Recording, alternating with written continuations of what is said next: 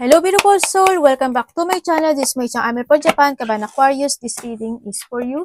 Tingnan natin ang iyong December 1 to 15. Maraming salamat muna sa mga subscriber, new subscriber, cross-watcher, at sa mga bagong pasok dyan. Welcome na welcome kayo sa bahay ni Ate Aimee. Salamat din sa nakataba ng puso ninyong mga comments at sa mga nagpa-personal reading. Marami pong salamat. Kung gusto niyo na energy nyo lang talaga, ang gusto niyo makuha natin, all the details is in description below.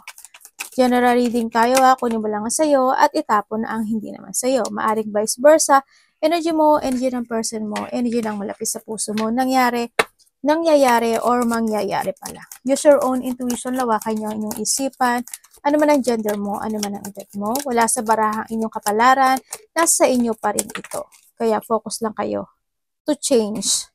Ha? Tsaka, marami kayong energy sa mundong ito ha. Huwag nyo ipilit na energy nito. Hindi nyo to personal reading. Ulitin ko, hindi nyo ito personal reading. Energy reading tayo. Ha? Kung gusto nyo na positive lang ang gusto nyo madinig, hindi itong channel na ito. Dahil nagsasalita ako ng mga warning sign na sa tingin nyo is negative. Para ka Aquarius.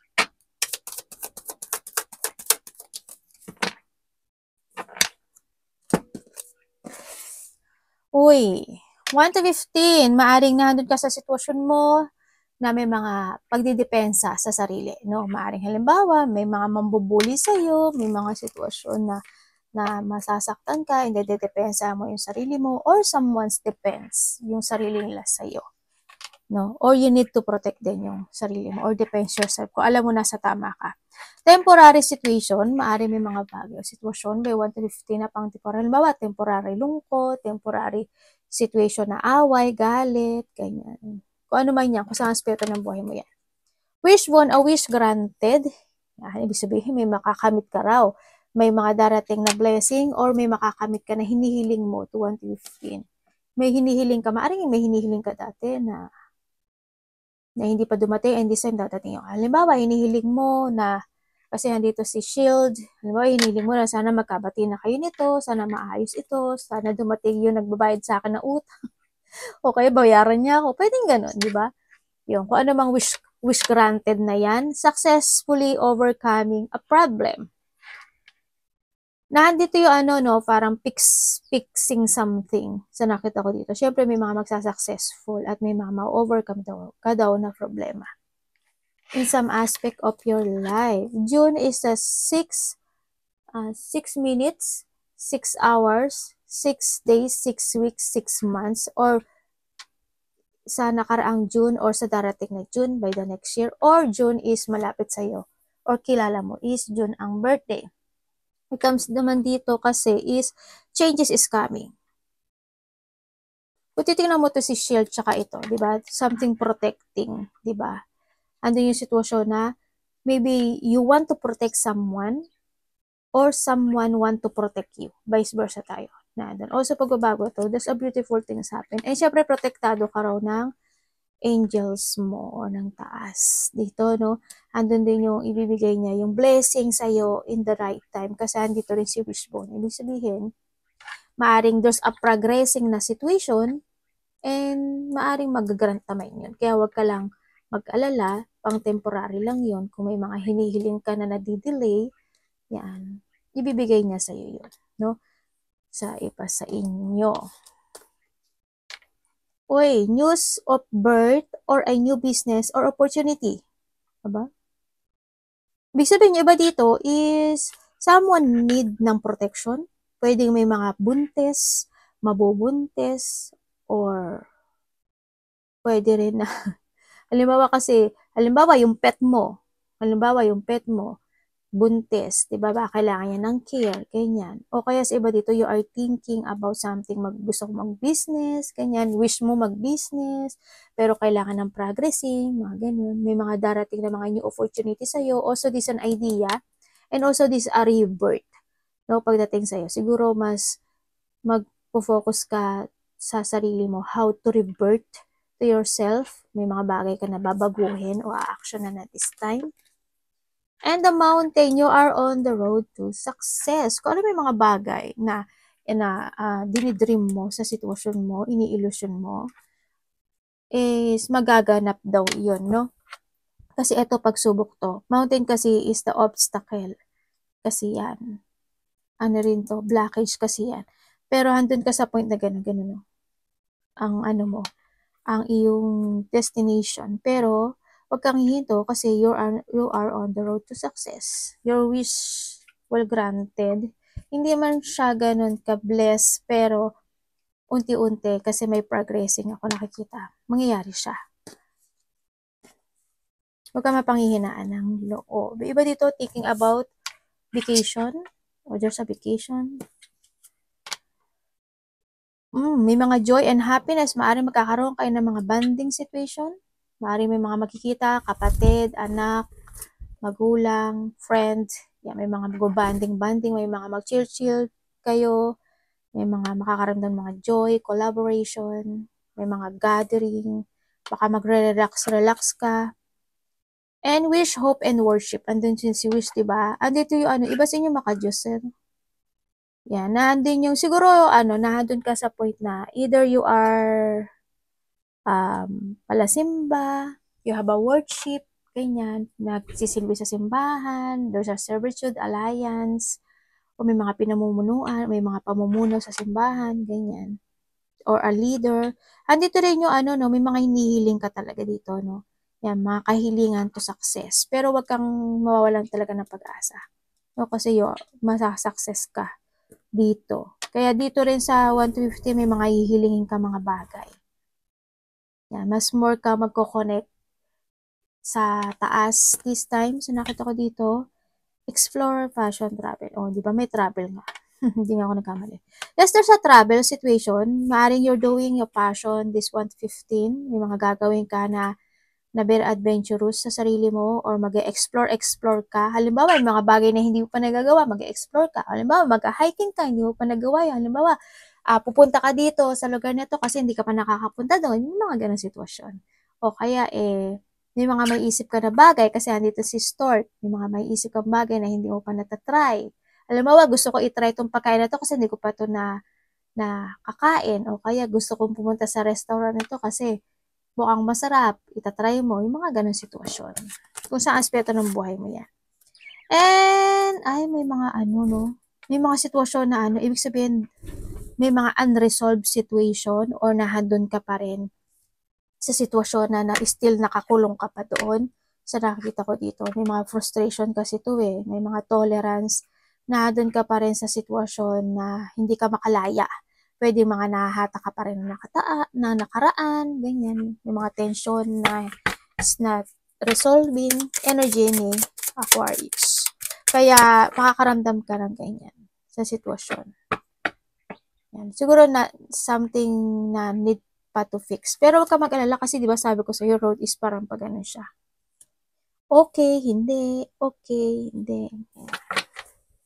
Ganun talaga ang life. Kasi hindi naman, ang buhay naman talaga may mga negative. Kasi, kaya tayo may negative sa buhay kasi we need to learn. Marang handun sa point na sinasabi niya na mas more ka pang connect sa akin, tutulungan kita, yung mga ganun sitwasyon. Ingat ka sa matataas ang pride or ito ha, beware of a great pride. Energy ni Aquarius.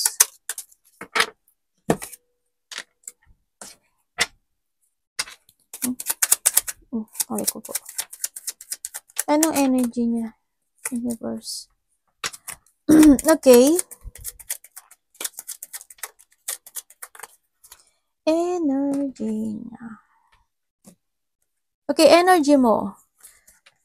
Nandito ka sa sitwasyon mo na nandito ka sa sitwasyon mo na may mga bagay ka na babaguhin. Ganyan.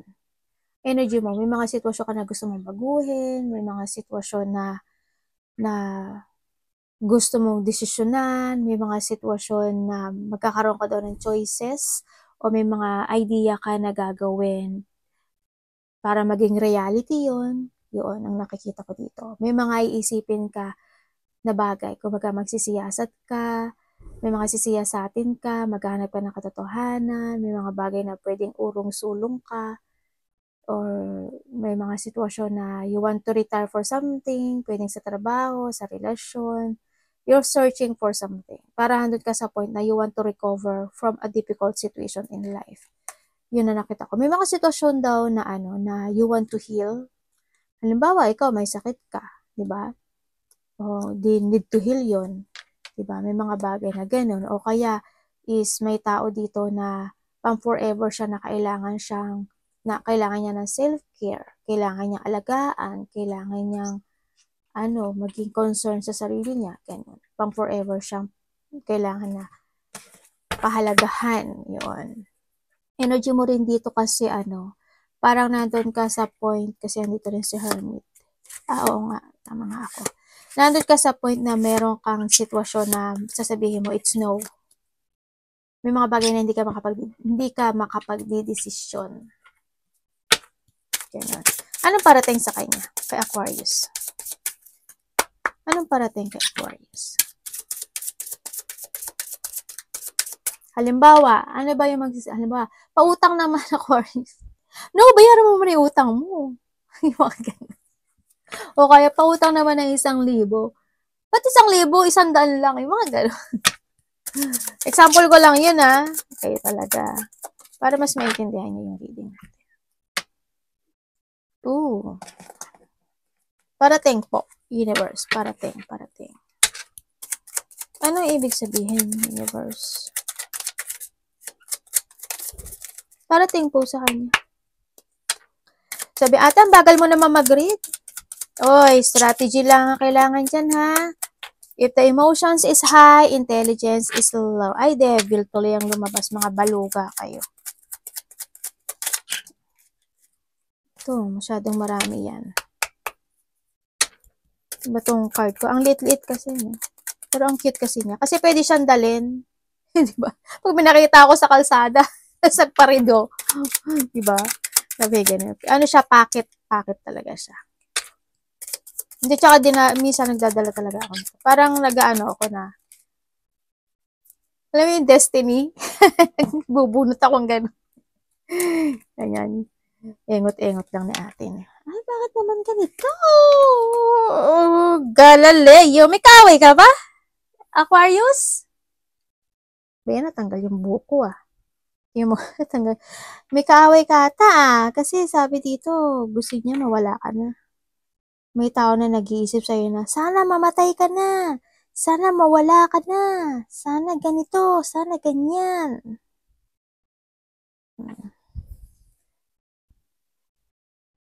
Baka makakaaway mo to, kaya inggit. Hindi pwede. Okay, ang parating sa'yo. May bibigyan ka daw ng payo. Inayos ko muna yung ulo ko tuloy. Yung buhok ko. Kasi nakalugay. May magbibigyan ka daw ng payo? Or siya magbibigay nito sa'yo. And then also, ang sabi rin dito is, ano ba to? Merong isang sitwasyon sa buhay mo na magkakaroon ka ng clarity or magkakaroon ka ng decision making to change. Ganyan. Parating sa iyo may mga unexpected changes, siguro nandun ka sa point na may tatapusin ka na o may magtatapos sa buhay mo, may transformation, ganyan. Sa iba dito is parating sa iyo, it's siguro ando sa more on you want to clean, kanya may mga paglilinis. Maglinis ka ng bahay, maglinis ka ng kwarto, maglinis ka ng bakuran, may mga magtatapon ka namang hindi makakailangan, ganyan, ng mga unit na rin ako kasi December na rin kasi, no? May mga bagay na kailangan hindi na ginagamit, yung mga sira, itapon nyo na kasi, yun, isa yun sa nakapagpapadrain ng energy nyo, ng lucky energy nyo. Yan ang nakailangan dito. And also parating sa'yo is, may tao na makikipag-ayos sa'yo. Or makikipag-usap sa'yo or makikipag-ayos sa'yo. May taong ganon.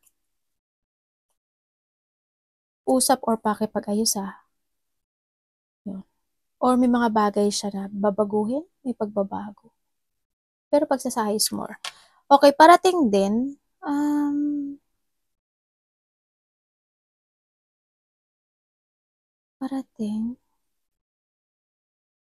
May mga sitwasyon na malilito ka eh. Ang sabi dito. May mga sitwasyon na malilito ka. And also is, pag-uusapan ka rin daw ng tao, Aquarius. Or, parating sa'yo is, there's a new beginning happen into your life. Ibig sabihin, may kasaganaan. Ibig sabihin, sa iba dito, kung sa trabaho ito, either may mga bonuses kayo, may ma-receive kayong pera, inheritance, mana, o kaya sa iba dito is, uy, ang ganda. Talaga. There's a miracle coming true. Coming true.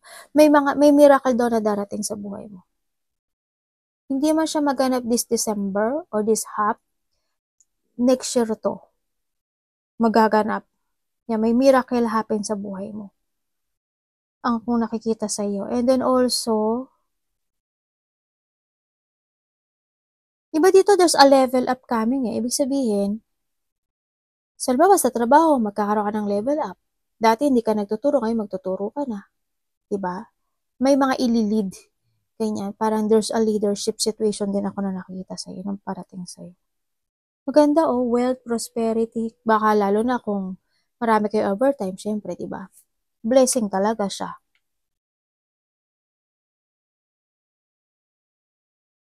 May biglaang magaganap sa kanya, universe. About saan? May mas bata daw sa'yo na susuportahan mo. Or may mas bata sa'yo na kakausapin kanya or kakausapin mo siya related to a money.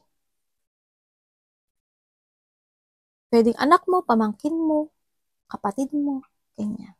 Basta may biglaang magaganap o mangyayari. Maganda ba siya? Maganda naman siya eh. Anong dapat iwasan niya, universe? Para may pinagsisisihan ka sa buhay. Anong dapat niya iwasan?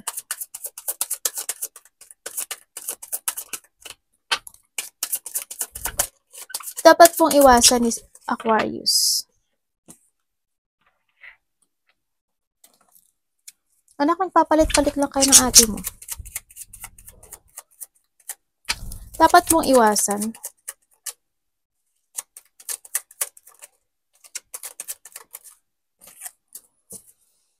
Tama naman. Sabi ko, sinabi na agad dito. Okay, dapat mo iwasan, mapanghinaan ka ng loob. Yan. Iwasan mo yung, is not to see the fact ng mga bagay. Before you take it action, before ka magsalita, before ka magdesisyon, before ka magbigay ng suporta, before ka basta mga bagay. You need to see the fact sa lahat. And then also, iwasan mo rin yung hindi ka mag-trust sa intuition mo, panghinahit ka ng loob, pagdadahan mo yung sarili mo, yung maramdaman mo na bakit ganun, bakit hindi ba ako sapat, hindi ba ako okay, bakit ganyan, bakit ganun. Magkakaroon ka ng self-pity, iwasan mo yon. No, lack of confidence, magkaroon ka ng mga insecurity, kawalan ng katibayan, mapanghinaan ka, iwasan mo yun. Yung hindi ka makapag-focus and maging impatient ka, ganyan. Iwasan mo yung okay naman maging kind. Okay maging kind. Wag over, ha? Wag over. Kasi pwede rin yan na maging cause na na abusuduhin ka talaga. Diba? Iwasan mo yung yung mga tao na, siyempre sa sarili mo, yung to judge someone. Ganyan. Yung marites, malalaki man o babae yan, iwasan mo yun. To judge someone, yung mga tao na judgmental, mga chismis, paggawa ng chismis, tumambog sa mga chismosa. Kung baga makikijoin ka sa mga chismis, di ba sabi ko sa iyo, you need to always see the situation, di ba? And then iwasan mo yung mga tao na mapanglinlang, mandaraya, iwasan mo yung maging masungit or mga taong masungit, yung mga troublemaker or ikaw ang sa'yo mga upisa, ganyan, iwasan mo yun. Yan, iwasan mo yung mga negative. Tingnan natin, kamusta po ang kanyang love?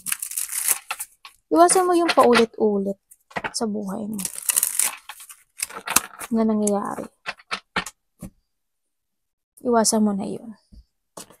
Love, kapatid, anak, magulang, karelasyon, kaibigan, pamilya, Aquarius.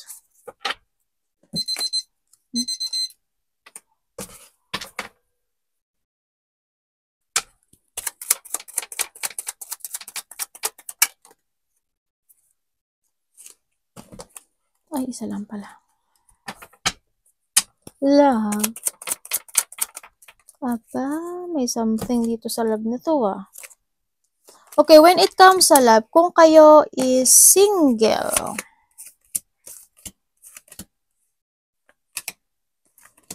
ay may darating sa'yo. May darating sa'yo. Sa mga single dyan, may darating sa'yo. Maaring itong tao, mabait to eh. May darating sa'yo isang mabait na tao, mapagbigay, maalalahanin, mapagmahal. Ito yung minamanifest mo to. Biglaan lang siya. Hindi mo siya inaasahan. Makikilala mo siya. Yun na nakikita ko sa'yo dito. Also, ano to eh. Pwedeng ano to, magkaiba ata kayo ng lahi nito? Sa iba sa inyo? Either ba kilala siya by the internet or hindi man sa internet pero iba yung language nito. Halimbawa, Bisaya siya, Tagalog ka. O kaya Amerikano to. O kaya ibang lahi siya. Kung ano man siya, basta iba yung pwede rin na ano siya, Inglesero. Sabi ka. Tapos ikaw pala yun eh, no? Yung, pero mabait siya. Mabait daw to, ang tao na to. Kasi parang they giving you a love. Ganyan. Medyo may pagkaano siya. Talkative. Yun ang nakikita ko ha. Okay, sa mga nagkahiwalay. Sa mga nagkahiwalay naman dyan. Sa mga nagkahiwalay, pwede mas bata to sa'yo, no? Yung makikilala mo. Sa mga nagkahiwalay naman, may unfinished business daw kayo. Nitong tao na to, maaring isa sa inyo, vice versa, no, pointed, ay no, wala yung pangalan mo dito. Hindi ko binanggit. Nagkaroon kasi ng pagja-judge eh, no? Nagkaroon ng pagmamaliit, nagkaroon ng dishonest, nagkaroon ng panlilinglang, nag-fail talaga itong relationship na to. Medyo immature ata yung isa, no, sa inyo. Pero may sinasabi dito na unfinished. Meron siyang unfinished business or mayroong ikaw may unfinished business ka. Yun ang nakikita ko dito. Kung may namatay naman, nakarelasyon na, itong tao na to, hindi pa to nakakatawid. Hindi pa. Kasi parang may sinasabi siya dito na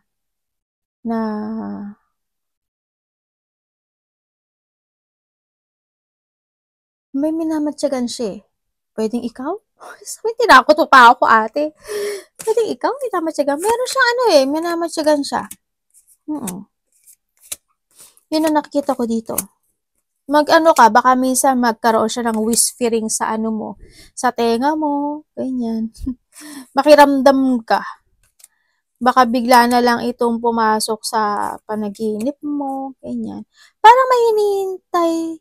Pero basta nasa paligid mo lang to, o nasa ano, basta meron daw siyang hindi pa siya makatawid kasi parang may unfinished business siya.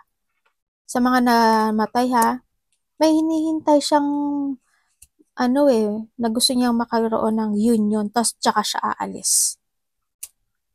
Kaya ang nakita ko dito, ito is stuck or trap pa itong tao na to. Sa mga namatay na ha, baka hinihintay. Kasi joke, sabi ka ate, wag naman ako. Maghintay siya na matagal, sabi ka no.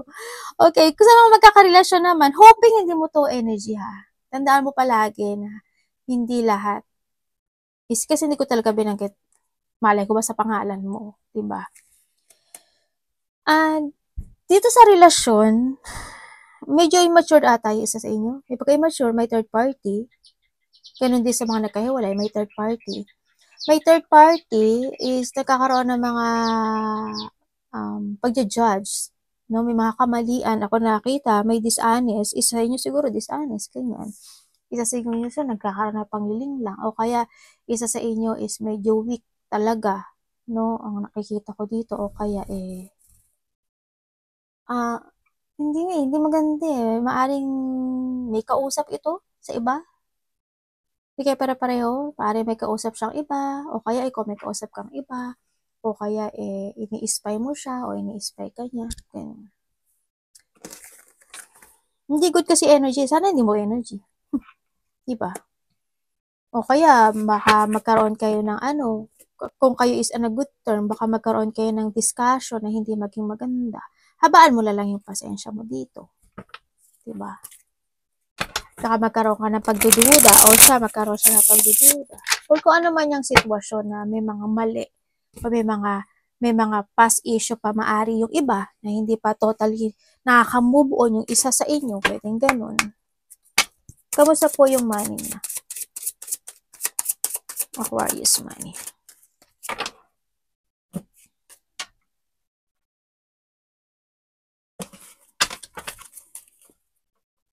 Okay.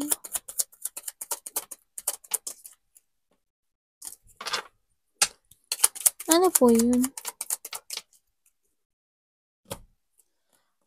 Okay. Well, money and trabaho, isa lang to, ha? Okay, when it comes sa money mo, napaka-very careful mo naman sa money mo, no? Hando naman sa sitwasyon talaga na you try to make it balance. Kumbaga, may mga bagay din na pinagpaplanuhan mo. Nandun ka sa point na yun. May paghihintay? May hinihintay ka? Baka may hinihintay kang pera. Yung iba dito para may hinihintay.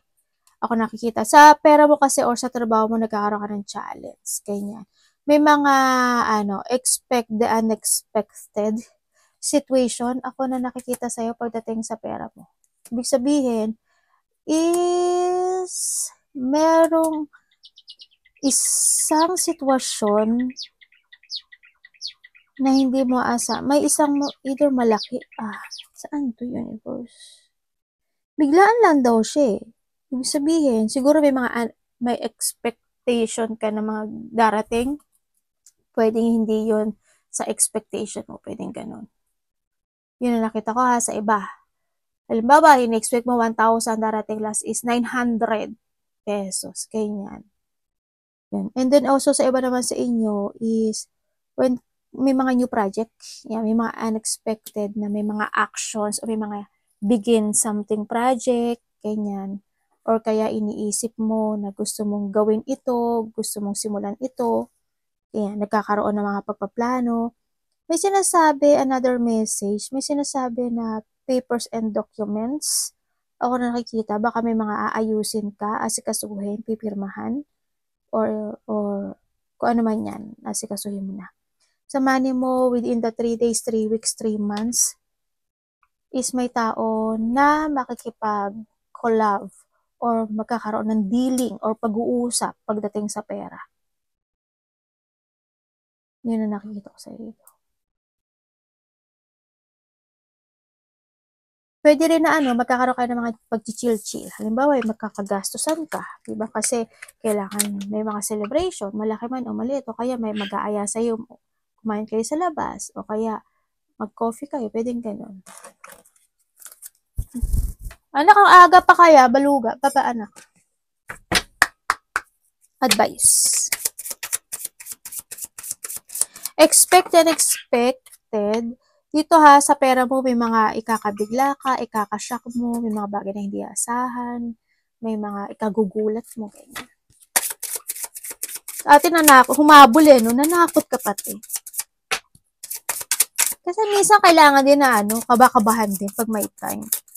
Ano ka ba? Hindi naman ang buhay is always positive. So, bigyan ko rin kayo ng kaba.